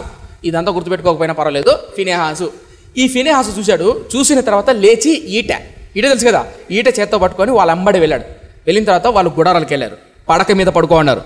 పడక మీద పడుకో అంటే బల్లె మిసిరేసాడంటే చక్కగా రాయబడింది. ఒక పండితుడు ఇలా వివరిస్తాడు దాన్ని. ఒక పండితుడు ఏమని వివరిస్తాడంటే, ఇప్పుడు మంచం మీద పడుకుంటారు కదా, అలా పొడిస్తే ఆ బల్లెం వాడిలో నుంచి దూరి ఆ అమ్మాయి ఉంటుంది కదా, ఆ అమ్మాయి లోపలికి వెళ్ళి బల్ల ఉంటుంది, అదే పడక ఉంటుంది కదా, ఆ పడకలో దూరి. అంటే ఊహించుకోండి ఎంత ఫోర్స్తో ఇసిరింటాడు. ఏమన్నా అర్థం కాలేదా? ఇప్పుడు బల్లెం ఇసిరిగాడండి, ఇసిరింటే ఒక వ్యక్తి లోపల నుంచి వచ్చి మళ్ళీ ఆ స్త్రీ లోపలికి వచ్చి పడక మీదకి వెళ్ళిపోయింది. ఎంత ఫోర్స్ తెరింటే అంత లోపలికి వెళ్ళి ఉంటుంది. అర్థమవుతుందా? అంటే అంత ఫోర్స్ తెసాడంటే ఎంత కోపంతో ఇసిరింటాడు దాన్ని, ఎంత కోపమో ఎంత ఉద్రేకంతో విసిరింటాడా లేదా? ఇసిరినా అది చూశాడు దేవుడు. అరే ఇంత భయంకర పాపం ఒడికొడుతున్న వీళ్ళను కోపంతో తట్టుకోలేక ఇసిరేసినటువంటి బల్యాన్ని ఆ వ్యక్తిని చూశాడు. ఆ వ్యక్తి కుర్రోడు, ఎవరు తెలుసా? ఫినెహాసు. చూసి ఏమన్నాడు తెలుసా? ఎలా ఆశీర్వదించాడు తెలుసా? ఎలా దీవించాడు తెలుసా? ఎవరిని? ఫినెహాసును. ఎందుకు దీవించాడు? ఓర్వలేక. దేన్ని ఓర్వలేక? పాపాన్ని ఓర్వలేక, అసహ్యతను ఓర్వలేక, సంఘంలో సమాజంలో కుటుంబంలో పాపాన్ని ఓర్వలేక సరిదిద్దాలని ప్రక్షాళన చేయాలని ఎవరైతే ఆశపడతారో వాడిని దేవుడు దీవిస్తాడు. బేరాలు సారాలాడేవాడిని కాదు, తప్పును తప్పుగా చూసి గద్దించేవాడిని నా దేవుడు దీవిస్తాడు. చూపండి కింద ఏమంటాడు చూడండి. ఆ ఫినెహాసుని ఏమంటాడు చూడండి కింద 9వ వచనం. 24,000 మంది ఆ తెగులు చేత చనిపోయారు. ఎంతమంది చనిపోయారంట? 24,000 మంది చనిపోయారు. తర్వాత 10వ వచనం. అప్పుడు యెహోవా మోషేకు ఇలాగో ఆజ్ఞాపించెను. యెహోవా చెప్తున్నాడు, అనగా దేవుడైన యెహోవా చెప్తున్నాడు, దేవుడు చెప్తున్నాడు మోషేకు. ఏమని చూడండి 10వ వచనం. అప్పుడు యెహోవా మోషేకు ఇలాగో ఆజ్ఞయించెను, యాజకుడైన అహరోను మనవడైన ఎలియాజరు కుమారుడైన ఫినెహాసు. 11వ వచనం. వారి మధ్యను నేను ఓర్వలేని దానిని తాను ఓర్వలేకపోవటం వలన ఇశ్రాయేలు మీద నుండి నా కోపము మళ్లించెను గనుక నేను ఓర్వలేకపోయుండియు ఇశ్రాయేలు నశింపచేయలేదు. కాబట్టి నీవు అతనితో ఇట్లనము. తలపై తల చెప్తా. దేవుడు ఏదైతే సహించలేదో, దేవుడు ఏ పాపనైతే ఓర్చుకోలేకపోయాడో ఫినెహాసు అనే వ్యక్తి కూడా ఓర్చుకోలేకపోయాడు. దేన్ని? ఆ పాపాన్ని. కానీ ఇశ్రాయేలు మాత్రం ఓర్చుకుంటున్నారు. ఏమి తెలియనట్టున్నారు, ఏమి కానట్టున్నారు. అదే అక్కడ రాయబడింది. నాకు ఓర్వలేని సంగతి, నాకు కోపాన్ని పుట్టించే విషయాన్ని ఇశ్రాయేలు ప్రజలకు ఏమనిపించట్లే, కానీ ఫినెహాసుకు మాత్రం కోపం అనిపించింది. అక్కడ రాయబడింది, కావాలని చదవండి. కోపం అనిపించింది. అప్పుడు ఫినెహాసును దీవించు. ఏమంటారు తెలుసా? 13వ వచనం చూడండి. 12వ వచనం. కాబట్టి నీవు అతనితో ఇట్లనము. అతనంటే ఎవరు? ఫినెహాసుతో ఇట్లనము, అతనితో నేను నా సమాధాన నిబంధన చేయుచున్నాను. 13వ వచనం. అది నిత్యమైన యాజక నిబంధనగా అతని సంతానమును కలిగి ఉండును. ఏలయనగా అతడు తన దేవుని విషయమందు ఆసక్తి గలవాడై. ఈ మాట నాకు బాగా నచ్చింది, నా బైబిల్ అండర్లైన్ చేసుకున్నా. ఏ విషయమందు ఆసక్తి అంట? దేవుని విషయమందు ఆసక్తి గలవాడై ఇశ్రాయేలు నిమిత్తం ప్రాయశ్చిత్తము చేసెను. 14వ వచనం. చంపబడిన వాని పేరు జిమ్రీ. అతడు సిమియోనీలో తన పితరుల కుటుంబముకు ప్రధాని అయిన సాలు కుమారుడు. రైట్, తలపై చెప్తా. దేవుడు ఆ ఫినెహాసును దీవించాడు. ఆ ఫినెహాసుతో నా నిబంధన చేస్తున్నా. ఏంటి నిబంధన తెలుసా? నీ బిడ్డలు యాజకులవుతారు, నువ్వు నన్ను సేవిస్తావు. ఆ మాట నాకు బాగుంటుంది. ఎవరిని దేవుడు యాజకత్వం, ఎవడికి పరిచర్య బాధ్యత, ఎవడికి దేవుడు కృపణిస్తాడంటే పాపాన్ని చూసి ఓర్వలేక దాన్ని అరికట్టించేవాడు. అవతల ఎవడైనా సరే, అది దేవునికి ఇష్టం. సేవలో నిలబడాలంటే, పరిచర్యలు నిలబడాలంటే, కొడుకైనా కూతురైనా భార్య అయినా భర్త అయినా సంఘ పెద్దలైనా ఎవరైనా సరే పాపాన్ని చూసి ఖండించేవాడిని నా దేవుడు మరింత గొప్పగా వాడుకుంటాడు. ఫినెహాసు ఆ రోజు చూడలేదు, నా నిబంధన చేస్తున్న ఫినెహాసుతో వెళ్ళి చెప్పు. మీకు తెలుసా, అహరోను కొడుకు ఎలియాజరు తర్వాత కొంతమంది బైబిల్ పండితులు ఏమంటారంటే మన వాళ్ళకు ఆ అవకాశం లేదు అసలు, కానీ ఒక్క ఫినెహాసుకు తప్ప. ఎందుకంటే వాస్తవానికి తల్లి తండ్రి చనిపోయిన తర్వాత వయసు 30 ఏళ్ళు 40 ఏళ్ళు వచ్చిన తర్వాత యాజకత్వం జరిగించాలి. కానీ ఫినెహాసుకు ఆ అధికారం దక్కింది. కారణం ఏంటంటే దేవుడు చేసిన నిబంధన. ఎందుకు దేవుడు చేశాడు?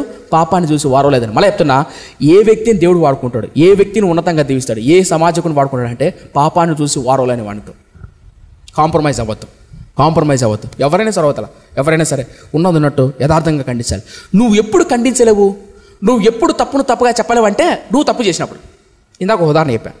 తల్లి ఒక రూమ్లో కూర్చొని చాటింగ్ చేశానండి, కూతురు ఒక రూమ్లో చాటింగ్ చేశాను. ఇప్పుడు చెప్పగలుగుతారా? అనుకుందాం మన మధ్య. ఇప్పుడు నేను ఉన్నానండి, నా తమ్ముళ్ళు ఉండరు. ఏరా అలా మాట్లాడుతున్నావు అన్నాను అనుకో, వాడు వచ్చి నువ్వు మాట్లాడట్లా అన్నాడు అనుకో, నేను చెప్పగలుగుతానా అంటానా?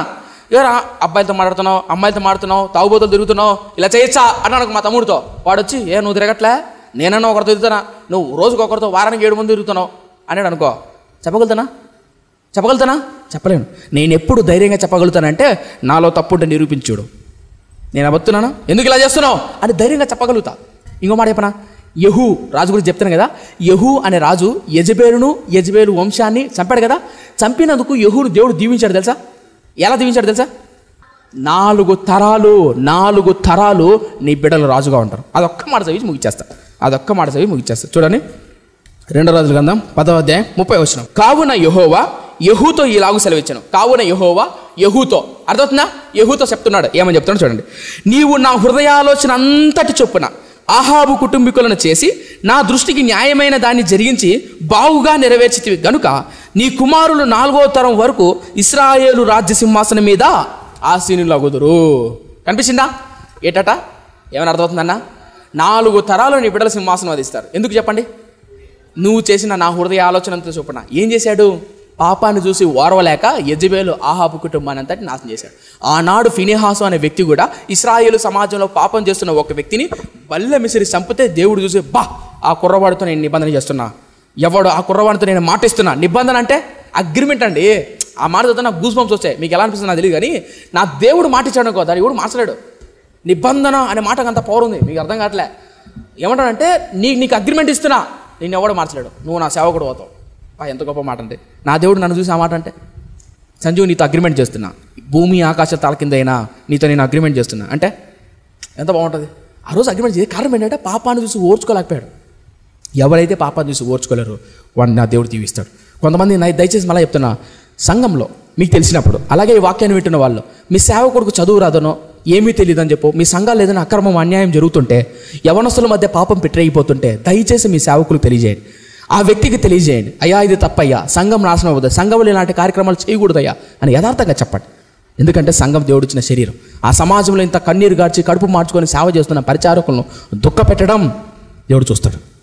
వదిలిపెట్టడు, దాన్ని వదిలిపెట్టు. కాబట్టి దయచేసి మళ్ళీ చెప్తున్న, సంఘమా, మన సంఘంలో అలాగే వాక్యాన్ని వింటున్న వాళ్ళు కావచ్చు, అలాగే మీ కుటుంబాల్లో కావచ్చు, మీ బంధువుల మధ్య కావచ్చు, నీ బిడ్డల విషయాలు కావచ్చు, ఎక్కడన్నా లోపం జరిగితే యథార్థంగా ఎదుర్కొనండి. ఒకవేళ నువ్వు తప్పు చేసావనుకో, నువ్వు ఎదుర్కొంటావా? ఎదుర్కోలేవు. కాంప్రమైజ్ ఎదుర్కోకూడదు. నువ్వు యథార్థంగా ఉంటే చేయిస్తావు. కాబట్టి నీళ్ళు యథార్థంగా కాపాడుకో, ధైర్యంగా ఉండు, ప్రభు నీకు అప్పగించిన జరిగించు. ఆనాడు యెహూ అదే చేశాడు. యెహూ కుటుంబాన్ని, బిడ్డలను దేవుడు దీవించాడు. ప్రార్థన. పరిశుద్ధుడా నా కన్న తండ్రి, కృప కలిగిన ఆయన, దయగల మా దేవ, ఇశ్రాయేలు రాజ్యాన్ని పరిపాలిస్తున్న యెజబెలు, ఆహాబు ఎన్నో నీచమైన అడ్డమైన కార్యాలు చేశారు. చేసిన వారిని ప్రేమతో హెచ్చరించావు. ఏలియాను పంపించావు, ఎలీషాను పంపించావు, ఎంతోమంది ప్రవక్తలు పంపించావు, అయినా నీ మాట లేదయ్యా. అప్పుడు శిక్షించావు యెహూ ద్వారా. సంజీవ్ తేజ నా జీవితంలోనైనా ఎన్నోసార్లు గద్దించావు, హెచ్చరించావు. నీ ప్రేమను బట్టి వందనాలయ్యా. ఈరోజు నేను సజీవునిగా ఉన్నానంటే దానికి కారణం నీ ప్రేమ, నీ కృప. అందును బట్టి వందనాలు నాయన. తండ్రి కనికరించు. అలాగే నాయన, ఎంతోమంది ఈ వాక్యాన్ని వింటున్న టీవీలు పరిచయలో ఎంతోమంది సేవకులు కడుపు మార్చుకొని తమ పేదరికంలో తమకున్నదంతా ఇచ్చి సంఘాలు నిర్మించుకుంటే, కొంతమంది అధికారులు, కొంతమంది వ్యామోహకర్తలు, కొంతమంది శరీర ఇచ్చానుసారం కలిగిన వ్యక్తులు వచ్చి సంఘాన్ని నాశనం చేస్తుంటే, సేవకులు కడుపు బాదుకోలేక, ఏడవలేక, చెప్పుకోలేక బాధపడుతున్న వాళ్ళు ఎంతోమంది. నిజమే నాయన, యెహూ లాంటి జ్ఞానాన్ని, యెహూ ఆనాడు కలిగిన పౌరుషాన్ని, ఫినెహాసు కలిగిన పౌరుషాన్ని మాకిమ్మయ్యా. యథార్థత నిమ్ము నాయన. యథార్థ కలిగిన వాడు యథార్థంగా ధైర్యంగా ఎదుర్కొనగలడు. కనుక అట్టి కృప నిమ్ము. అధికారం కలిగి నీ కృపలో, నీ సేవలో, నీ పరిచర్యలో జ్ఞానం కలిగిన ఆయన ఉన్నదన్నట్టు బోధించే సేవకులంగా, నా ఊపిరినంత వరకు నాయన యథార్థత విడవని, పవిత్రతను విడవని సేవకులంగా, పరిచారకులు మమ్మల్ని తీర్చుమయ్యా. ఈ సంఘం ఆ విధంగా ఉండాలయ్యా. దేనికి లొంగని వంగని కృపను మాకి అయ్యా. నిజమే, మనం చెడిపోతే ఒక ఇద్దాం. నా ద్వారా 10 మందిని చెడగొడితే అది భయంకరమైన పాపం. నా ద్వారా ఏ ఒక్కరు చెడిపోవడానికి, నా ద్వారా, నా కుటుంబం ద్వారా, నా బిడ్డల ద్వారా, నా సంఘం ద్వారా, నా భార్య ద్వారా, నా బిడ్డల ద్వారా, నా తమ్ముళ్ళ ద్వారా, నా చెల్లెల ద్వారా, నా అక్కల ద్వారా నన్ను ఎవరు పాడవడానికి వీల్లేదయ్యా. ఇటు కృపను మాకు దయచి విత్తబడిన మాటలు నాలో మాలో నిరంతరంగా ఫలింపచ్చి యేసయ్య నామమున అడిగి వేడుకుంటున్నాం మా కన్న తండ్రి. ఆమేన్.